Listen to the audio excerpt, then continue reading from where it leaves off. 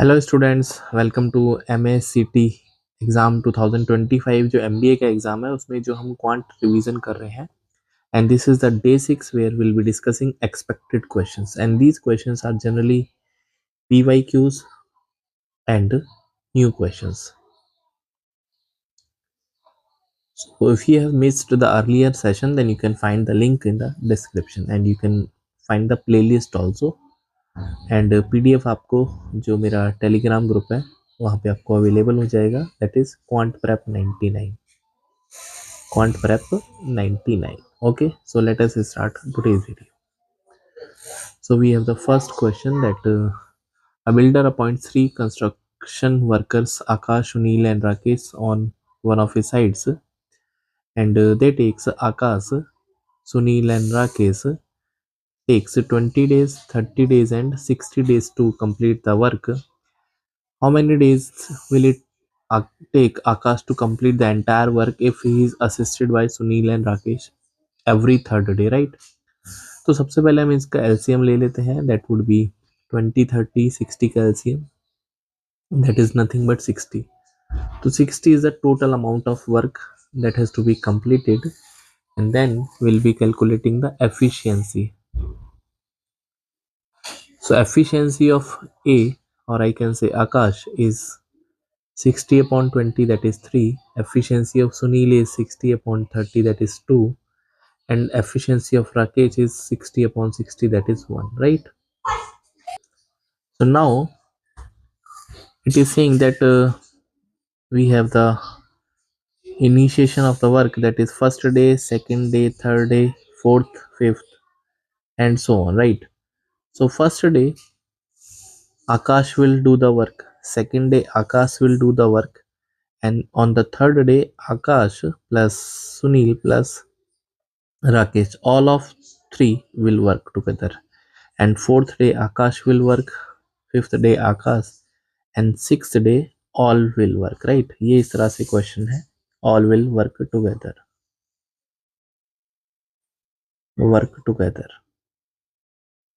Then how many days work will be completed? So it is very easy actually, right? Now first day, what is the total amount of work that has been done? That is 3. 3 work. Second day 2 work, and third day, that is they are working together. Sorry, second day भी 3 होगा because आकाश यहाँ पे भी काम कर रहा है, आकाश यहाँ भी काम कर रहा है. थर्ड डे पे all are working, तो how much work is done actually? 3 for Akash, 2 for Sunil and 1 for Rakesh, that is 6 amount of work has been done, that is Akash plus Sunil plus Rakesh. And after that यहाँ के बाद cycle repeat हो जाएगी. So what I can say actually that 3 days में 6 और 3 9 3 12 work complete हो गया. इसका मतलब 12 वर्क को कंप्लीट करने के लिए 3 डेज लगते हैं. तो 60 वर्क को कंप्लीट करने के लिए कितने दिन लगेंगे? तो ये आप देखोगे 5 का मल्टीपल हो गया इधर, तो 5 से इधर भी मल्टीप्लाई करेंगे, 15 डेज इसका राइट आंसर बन जाएगा. So option number B correct है, right? Moving to the next question. So we have the next question that to complete a piece of work, Samir takes 6 days, Tanveer takes 8 days respectively, and Samir and Tanveer took a work for rupees 2400. When Amir joined them, the work was completed in 3 days. What was the amount paid to Amir, right?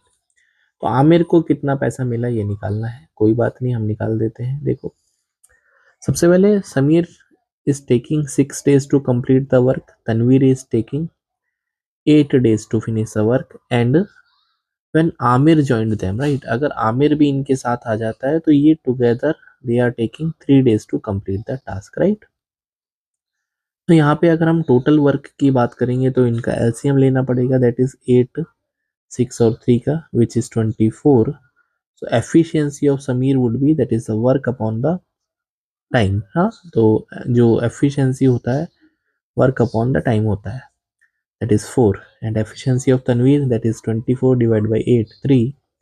And efficiency of all of them, right? All of them can together complete the work in 3 days actually. So 24 upon 3, that is 8, right? So from here I can see that efficiency of Samir is 4, efficiency of Tanvir is 3, and together their efficiency is actually 8, right? So I can find that efficiency of Amir would be 8 में से आप समीर की efficiency को minus करिए, तनवीर की efficiency को minus करिए तो 1 आ जाएगा, राइट? नाउ जो अमाउंट डिस्ट्रीब्यूट होता है, that is amount given to Aamir, so that should be in proportion of efficiency, right? Efficiency. Why efficiency? Because they have done the work for equal time, right? So इसका मतलब जो amount distribution होगा, that is amount for Sameer, amount for Tanveer and amount for Aamir. तो ये समीर की efficiency 4 है, आमिर की 3 है, एंड सॉरी तनवीर की 3 है एंड आमिर की 1 है। So amount received or given to Amir, so this is nothing 1 upon total ratio है आपके पास 437 plus 1 8 and total amount 2400 रुपये है, तो 300 rupees is to be given to Amir. So answer of this question is 300, right? You can see the option also, first option यहाँ पे match कर जाएगा, बाकी ऑप्शन मैंने लिए नहीं थे। Moving to the next question we have, Dev completed the school project in 20 days. How many days will Arun take to complete the same job if he is 25% more efficient than Dev, right? Very easy question. So 25% more efficient है, हाँ more efficient. Who? That is Arun. किससे? देव से. So can you say 25% का fraction कितना होगा? That is 1/4, right? इसका मतलब मैं एफिशिएंसी ऑफ अरुण और एफिशिएंसी ऑफ देव की बात करूंगा तो 4 is going to Dev, because हम कंपेयर कर रहे हैं अरुण का देव से, तो efficiency of that Arun will be 5, because आपको +1 करना पड़ेगा, मोर एफिशिएंट है। या फिर अगर ये नहीं समझ में आया तो देव की एफिशिएंसी को 100 मान लो, तो अरुण की एफिशिएंसी 25% मोर हो जाएगी, तो सेम रेशियो आपके पास आ जाएगा, that is 5/4, right? Now for same work, अगर वर्क सेम होता है तो efficiency is inversely proportional to time taken and vice versa. इसका मतलब time taken by Arun and time taken by Dev is 4:5, right? उल्टा हो जाएगा।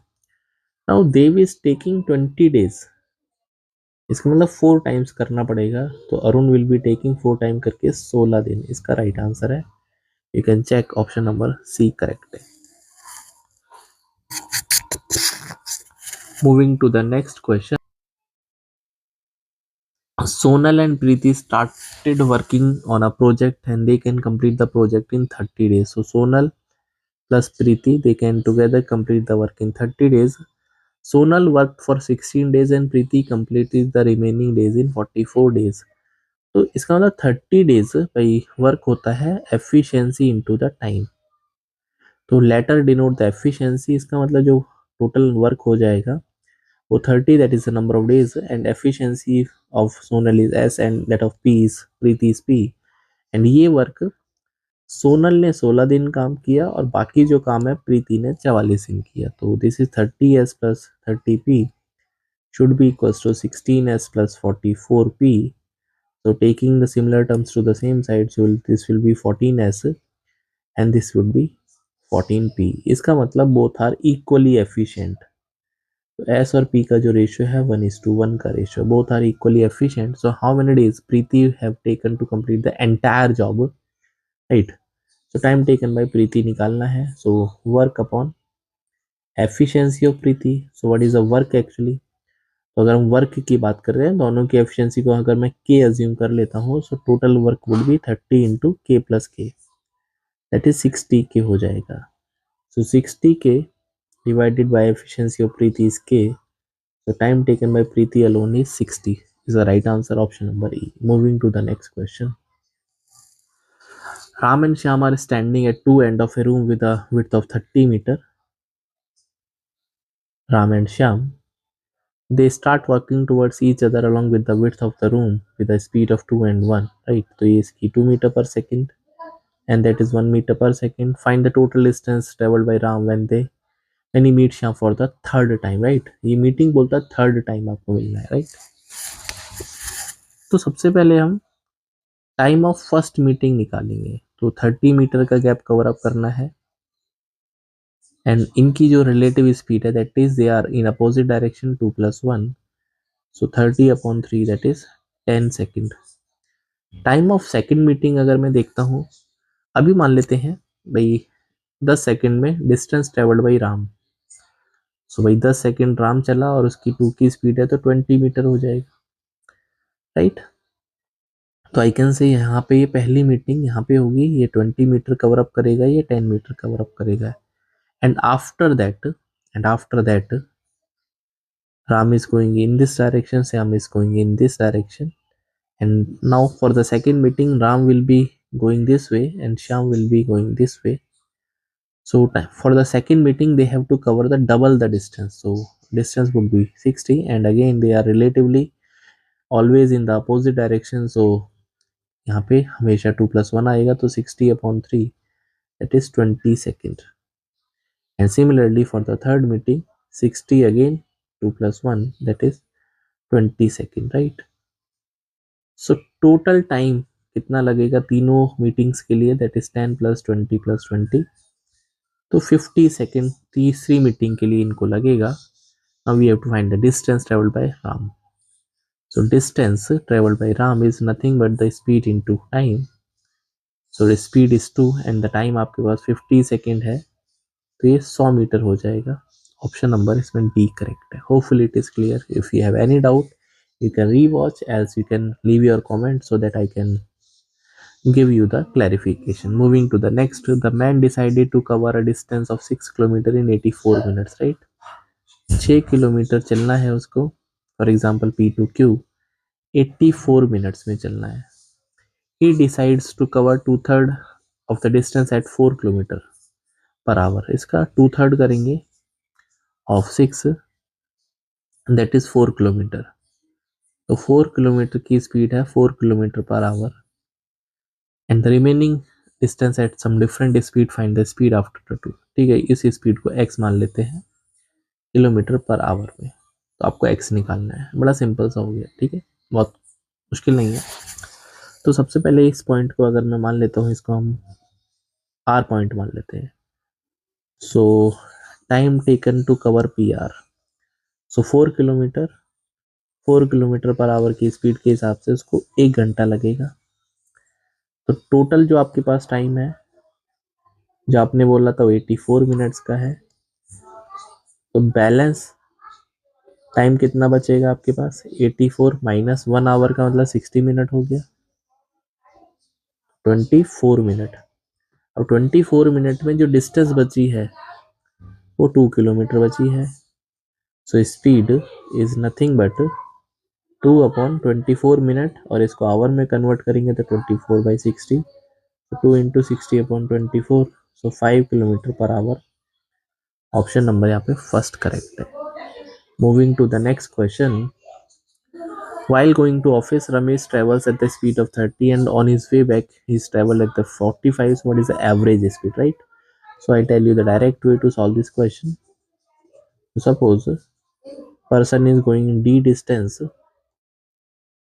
person is traveling the d distance, that is a total distance d with the speed s1, with the speed s2, returning speed s2 है and going speed s1 है, and it is not always कि वो आएगा जाएगा। अगर आप D distance को दो अलग अलग स्पीड से भी ट्रेवल करते हैं S1 S2, तो यहाँ पे जो एवरेज स्पीड आती है वो twice of S1 S2 upon S1 + S2, that's is the final answer, और ये शॉर्टकट है। तो S1 है आपके पास 30, S2 है 45, और ऐड करने पर 30 + 45, ये हो जाएगा 2 × 30 × 45 divided by 75।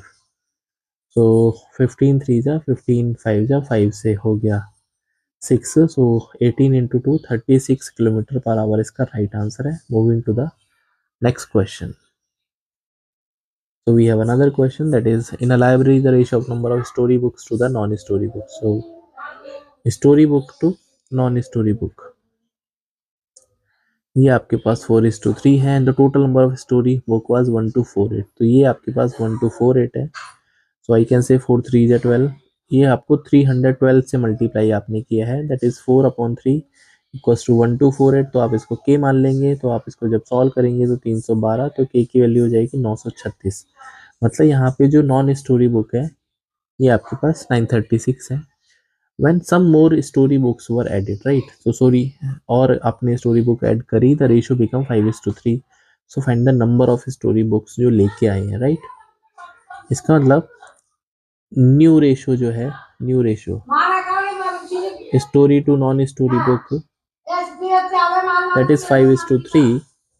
So story book आपके पास पहले थी 1248, नॉन स्टोरी आपके पास 936 थी, आपने कुछ और ऐड करे, मान लो m लेके आए आप, तो यहाँ से आपका m की वैल्यू निकाल लेंगे।